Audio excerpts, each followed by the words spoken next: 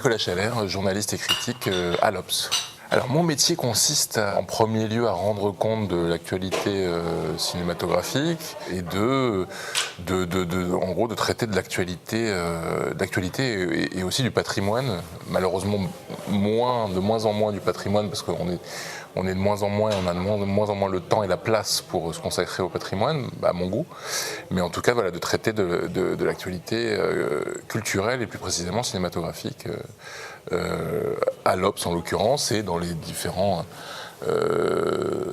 émissions ou autres auxquelles tu peux participer, quoi. J'ai choisi ce métier par, tout bêtement, je ne vais pas être très original, mais par amour du cinéma en premier lieu et arriver derrière ce plaisir d'écrire et de partager cette passion-là via ce métier. C'est quand même le métier le plus propice à ça.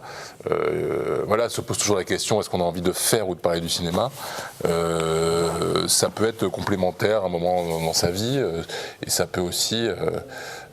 Enfin voilà, il y a différents biais pour partager cette passion et moi c'est passé par celle-ci, par ce biais-là, quoi. Je pense que la première impulsion qui préside à ce métier, c'est déjà d'aimer ce sur quoi on parle, d'avoir une curiosité, c'est toujours très curieux de ce qu'on nous propose, d'avoir une palette et de voir pas juste le petit bout de la lorgnette de ce qu'on croit aimer et d'être curieux de découvrir des choses. Se préserver des habitudes et de trop être blasé, ça c'est aussi un penchant qu'on peut avoir dans ce métier, c'est-à-dire qu'on a accès tellement facilement aux choses et on est tellement sollicité, beaucoup, de manière parfois un peu systématique, pour de ne pas rentrer dans un système où tout est prémâché et en même temps d'être toujours curieux et jamais blasé de ce qu'on voit, d'avoir des grilles de lecture qui s'adaptent aussi à chaque objet qu'on nous propose, d'avoir sa propre subjectivité, mais de toujours aller voir un film avec le regard, en essayant de comprendre ce que celui qui l'a fait essaie de nous proposer, et pas forcément en essayant d'appliquer un schéma préconçu de ce qu'on pense devrait être le film, quoi. La personnalité disparue que j'aurais aimé interviewer, il y en a plein. Une seule, wow. Comme ça, je dirais Blake Edwards, le réalisateur Blake Edwards de comédie américaine. J'aurais pu dire Billy Wilder ou Lubitsch, mais il y a eu pas mal d'écrits sur eux, donc du coup on a l'impression de les connaître.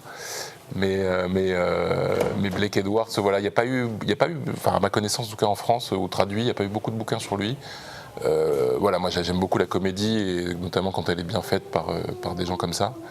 Et voilà, je dis ça me vient comme ça, mais Blake Edwards, après il y a plein d'acteurs et d'actrices aussi auxquels je pourrais penser. Mais quel conseil je donnerais à quelqu'un qui voudrait faire journaliste cinéma ? Déjà beaucoup de conviction et de courage, parce que c'est à la fois compliqué d'en vivre.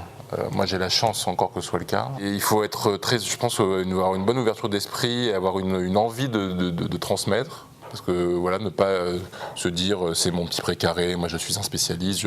C'est l'idée aussi de faire comprendre à des gens qui ne sont pas forcément sensibles à ce dont on parle, de les ouvrir à ça. Voilà, donc de la conviction, de la passion, une ouverture d'esprit, une envie de partager. Oui, continuer à y croire. Je pense que c'est à la fois c'est un monde du tout est possible et en même temps comment réussir à exister et à vivre dans ce tout est possible et d'arriver à garder sa passion intacte dans cette suractivité, cette surenchère.